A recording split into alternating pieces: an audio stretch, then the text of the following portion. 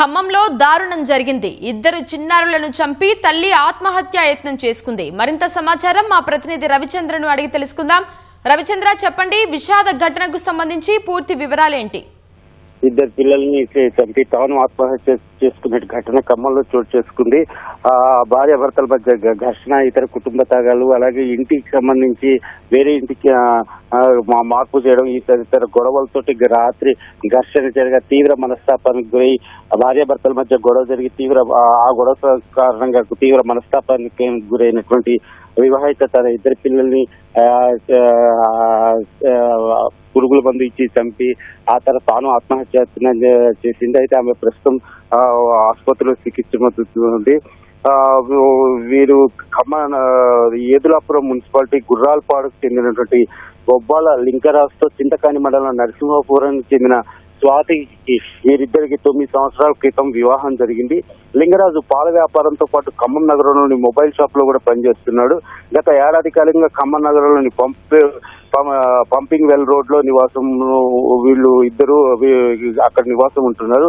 అయితే భార్య భర్తల మధ్య చిటిమటికి గొడవలు జరగడం, అలాగే ఇంటి అంటే మళ్ళీ స్వగ్రామానికి వెళ్ళిపోయే విషయంలో తగాదా ఏర్పడంతో ఆ రాత్రి తీవ్ర మనస్తాపానికి గురైనటువంటి భార్య ఆమె తన ఇద్దరు పిల్లలకి పురుగుల మందు తినిపించింది. అలాగే స్వాతి తాను కూడా అదే తాగింది. ముగ్గురిని ఆసుపత్రిలో చేర్చగా కుమారులు ఆసుపత్రిలో చికిత్స పొందుతూ ఇద్దరు చనిపోయారు. తల్లి మాత్రం ప్రైవేట్ ఆసుపత్రిలో చికిత్స పొందుతుంది. ఇద్దరు పిల్లలు వేదిక్ కుమార్, తనిష్కి ఒకళ్ళు 7 సంవత్సరాలు, ఒకళ్ళు 5 సంవత్సరాలు.